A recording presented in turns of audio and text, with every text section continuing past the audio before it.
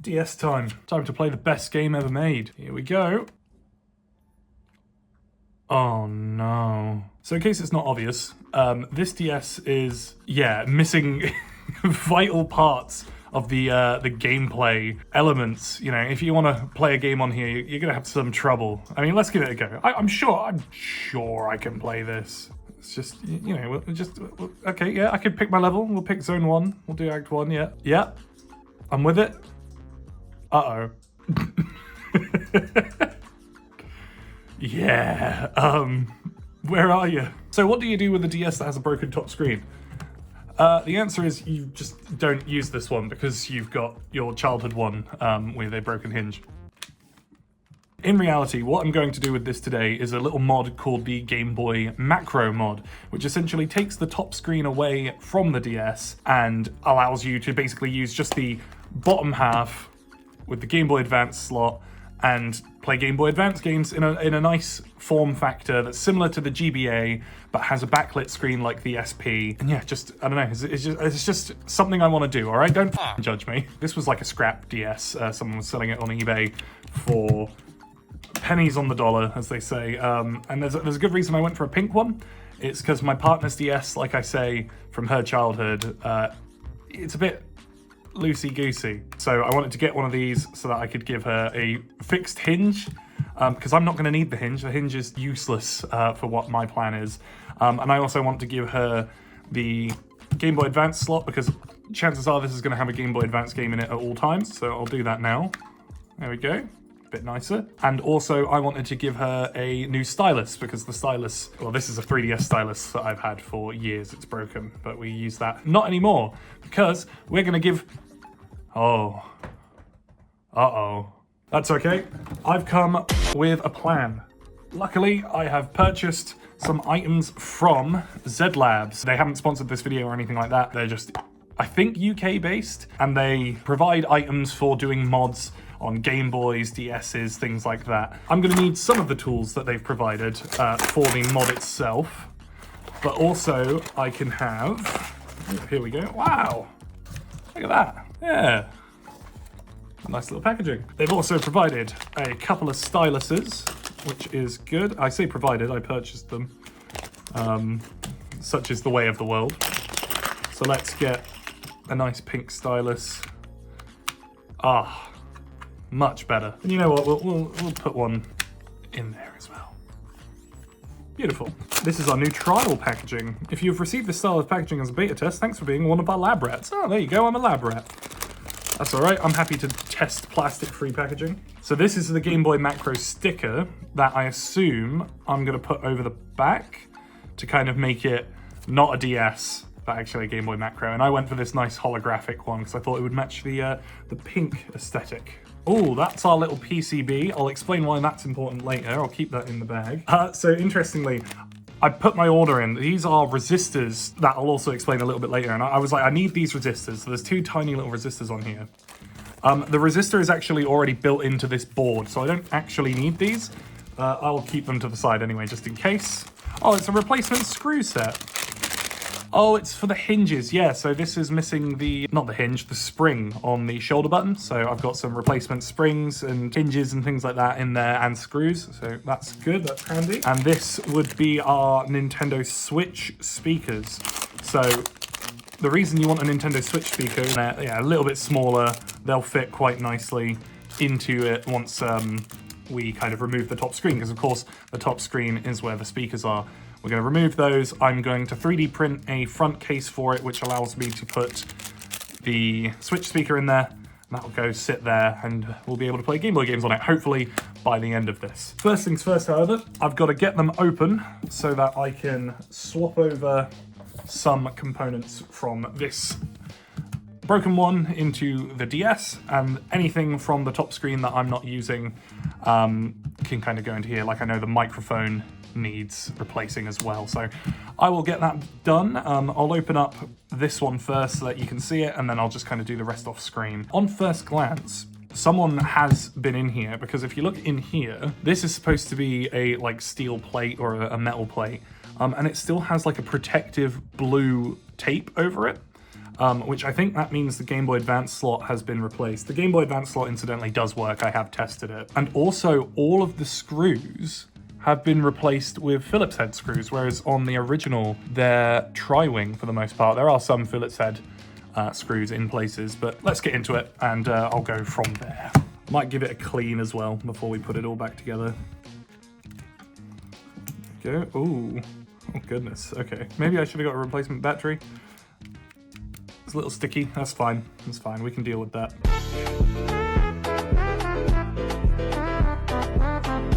There we go. So I should now be able to gently coerce this to come out. Luckily, it's already cracked all around, so I'm not too worried about damaging it any further than it already has been. There we go. You can be a little bit rougher with this bit because unlike VPETs, there's no speaker soldered to the back of the case here, so I should be okay.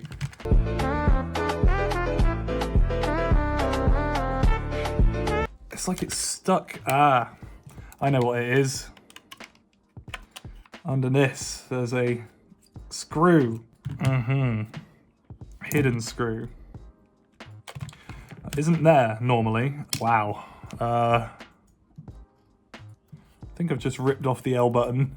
That's okay, I can fix that. But yeah, it doesn't look too normal.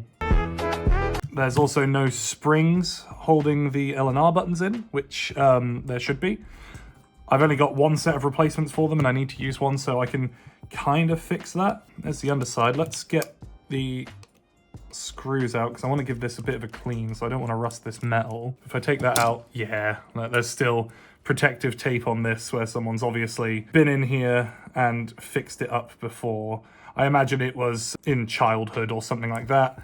It was broken and someone's had to fix it, hence why that sticker was also covering that screw, but there we go. And there's our back side of the device. I will give that a proper clean out so that it's nice and ready for what we plan to do with it. We need to get the board out.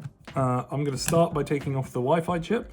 The adhesive isn't even adhering anymore, so that's fun. Let's take the Wi-Fi chip out, and you just want to gently guide the antenna wire down and out through the bottom there. There we go. And that's out the way. There are two screws holding the board in, and the board should just come up like that. Oh, interesting. The bottom display seems to be stuck to the casing, but that's fine. Just give that a little push.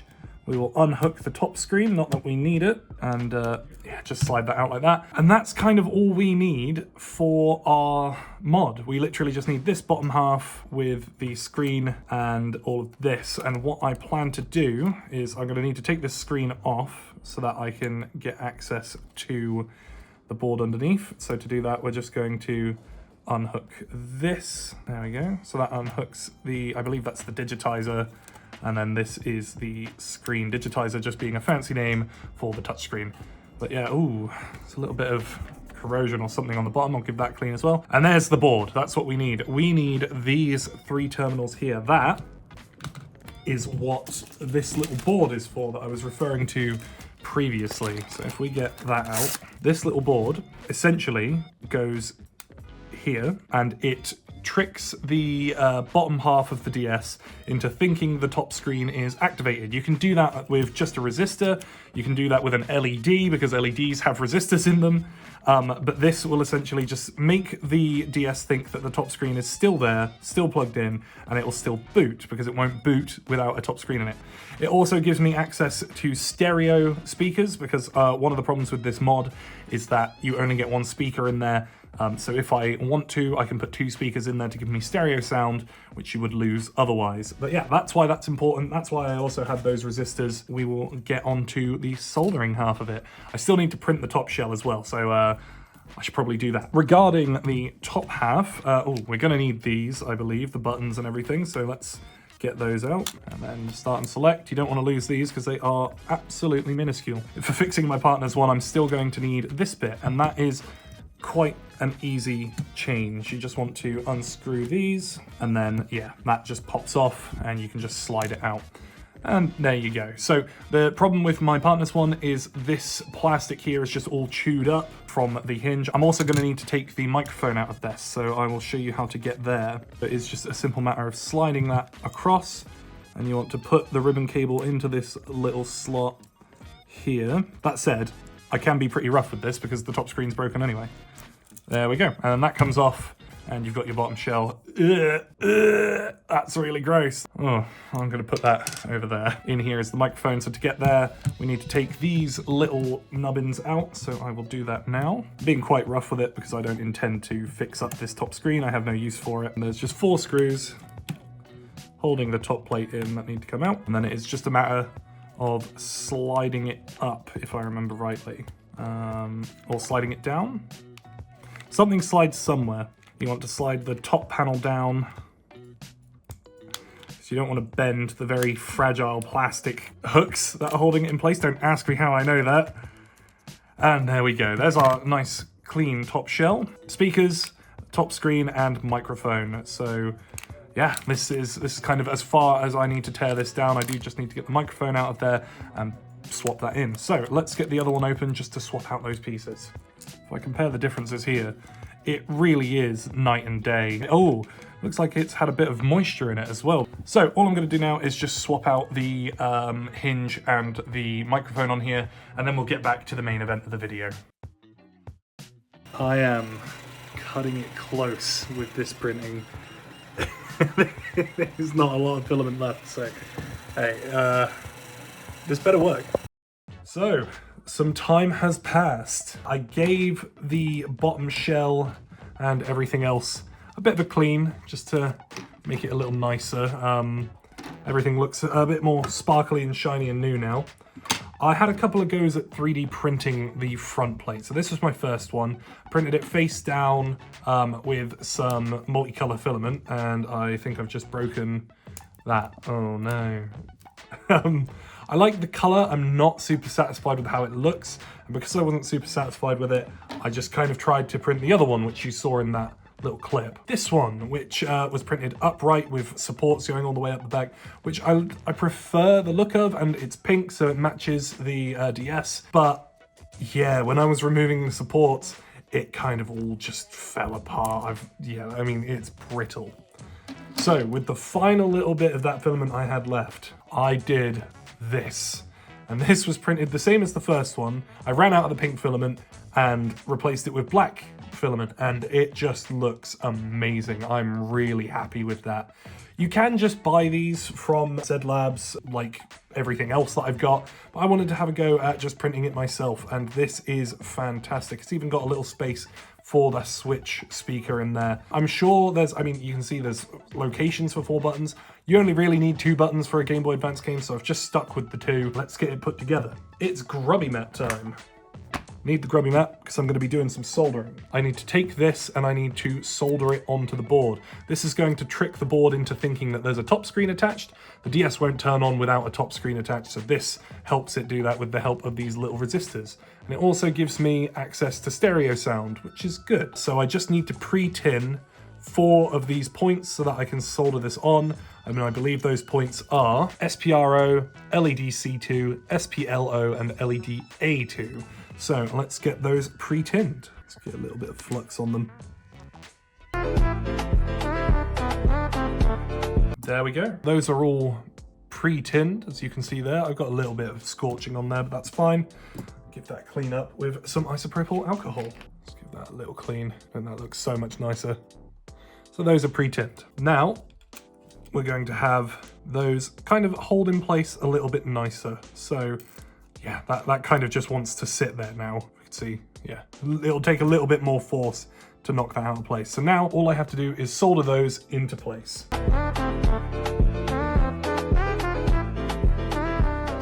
And there we go. So now that is just being held in place by the solder. So we should now be able to connect that up and it should work fine. It is really that simple. So that is just it now.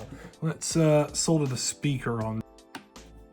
And then a little bit of fire to get rid of the plastic. What I'll do is I will solder it to the left-hand side. just because that's where the speaker's going to sit in the case, so that makes the most sense. It's not a very pretty job, but it's done it nonetheless. The reason it wasn't working was because I kind of left the Wi-Fi chip out. It turns on now, it's fine. Here we go. See, it turns on and the Switch speaker works and we're all happy. Now what we need to do, and what I was doing before I realized I wasn't recording, is we need to prepare the top shell. So I've put the A button and the B button in, and I've put the membrane on top. One of the start and select buttons in. I thought I'd lost one for a second there. I put the second one in, and then we put this membrane in like so. It's a fair point. I don't even know if this screen goes in without removing the digitizer. It does, it goes in fine, fantastic. We'll stick with that for now then. Good, I didn't really want to remove the digitizer from it. So membrane, A button and B button, membrane, D-pad, huzzah, all clean. That goes in there. Membrane on top of that like so. Fantastic. And then we put our screen in here. And actually, I'm gonna peel off this little blue ring from the speaker and just stick that into the casing. That should now just sit there, and ideally that should still make sound unless I've ripped the speakers out. It's now like a V-pet. Yeah, we good. Cool, right. Doesn't really want to sit flush there. What's causing that to stick up? Is it you? Well, it'll have to be happy. Next, we need a screwdriver of some sort, which I am not prepared for. One moment, get our replacement screws out. There they are, one in there. That clicked down, so I'm gonna assume that's a good thing. Oh yeah, the R button might be cooked. We'll cross that bridge. And one in here. I suppose I should put the digitizer in, because that's just kind of sat loose. There we go, digitizer's in place. Next, we need to get the L and R buttons, and I want to give these a quick cleaning, because even though I did run them under the tap with some hot soapy water, the L and R, specifically the R, still looks a little grubby. Yeah, it's good enough. Right, so we need to put the pins in and the springs in. Now, I only have one spring because I used the other for my partner's one. We'll use the spring on the broken switch because I want to give it as much of a chance as possible. And then push that through. There we go, fantastic. And that should just sit in there. It's not perfect, but that's definitely down to my 3D printing more than anything else. And then this one, yeah, we don't have a spring for it, so it doesn't matter. It can just go in there. Then we need to put the power switch. Best probably putting it in here. This has been given a nice clean out, and this should now all... Something going on this side of the... Something's not sitting right. I think that might be the speaker. But before we get too worried about that, let's put the battery in.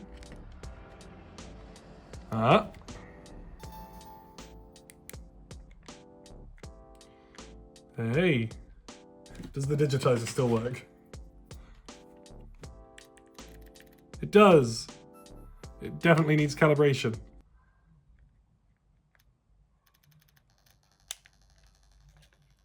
Interesting. I think I need to trim out these faceplate buttons as well because they are quite stiff. You know what's causing all my issue? The top screen clip, so let's just get rid of it. I don't want this here.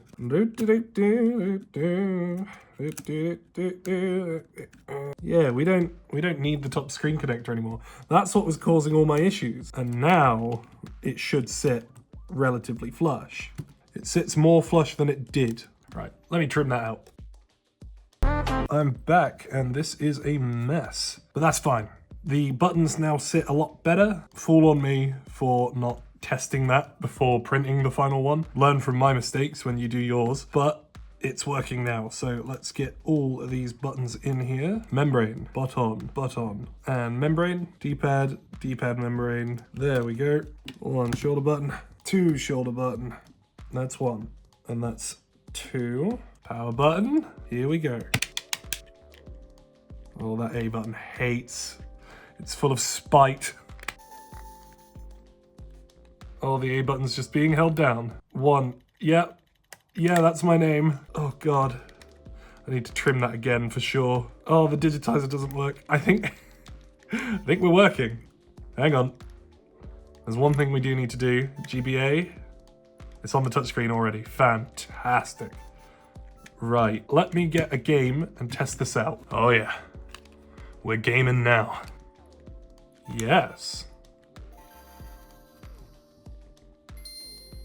Uh-huh. Yeah! Now we're gaming in style. Just ignore the button, it's fine. Oh, it's stuck again. Yeah. Yeah, that one, please. Yeah, we'll do Knuckles and Cream. It's my favorite drink. Oh, the A button is... the A button's stuck again. Can we at least beat a level? Okay. There are some things that need to be fixed. I definitely need to screw it together. That probably might help with the well, oh, maybe not. I'm gonna try and trim the A button again because that's just not happy. Oh, God. Otherwise, I'm quite happy with how it's coming along. Scratch what I said. I wasn't happy with that shell. It just wasn't doing it for me, and yeah, I reprinted it. Everything is so much nicer now. This is like my 3rd or 4th iteration of reprinting it. Everything just feels so much nicer. Yeah, it works. It works a treat. It just goes to show that you don't need to have all the expensive equipment. This was all done on an End of 3. You can just have the basics and still come up with something you're happy with. Like this functions, this works fine. I've taken this to work with me now to play on my breaks and definitely not while I'm actually working. Don't do that. What better way to test out this janky little modded console than with a janky knockoff of Digimon Battle Spirit, because it has to be a Digimon related video somehow. Okay, it hasn't worked. That's a classic. Yeah, here we go. Dimps. Look at him go. So this game is essentially just Rumble Arena, but for the Game Boy. Let's do a quick round of it. Gotta be my boy Agumon. All right, let's beat up this dog. I'm playing through the viewfinder, so it's not the most responsive thing in the world. But yeah, the buttons feel really nice now compared to what I had anyway. It's very responsive. It just feels nice. Feels far nicer than the previous one I had. It doesn't cut into my hands or anything with terrible printing. And just overall, I think it looks far nicer. It's not perfect by any means, but hey, you know, considering it was done with an End of 3, I'll take what I can get. And just, yeah, overall, it runs nicely. The speaker's quiet, but that's because I didn't get an amp to make it boost the speaker at all. Yeah. Overall, it just feels really nice. It doesn't sound the best, but, you know, I'm going to be playing with the headphones in most of the time. That wasn't my main concern. That was a baseball. Overall, I'm really chuffed with this. I know it's a bit of a different video for me. Oh, no! Run away! It's a bit of a different video for me. I know it's not necessarily a Digimon video. I just wanted to do a little selfish passion project. And selfish it was, passion project it was, but hey, I've now got maybe like a second definitive way to play GBA games. It's definitely not the best way to play them, but hey, it works. Oh, Betamon, you're ruining my life, bro. Battle over. Who wins? Me, obviously. And there's little punk Agumon. It works fine. It works perfectly. No complaints. I'm far happier with this. I think overall, build quality-wise, it just feels so much nicer. There's certainly things that can be improved on with it, but for what I want it to do, that's perfectly fine. And I hope that this video has at least kind of inspired you guys to do something similar, or hell, something better. That's pretty much it from me. If you've got any questions regarding this video, feel free to leave a comment. I'll do my best to respond. And yeah, Game Boys.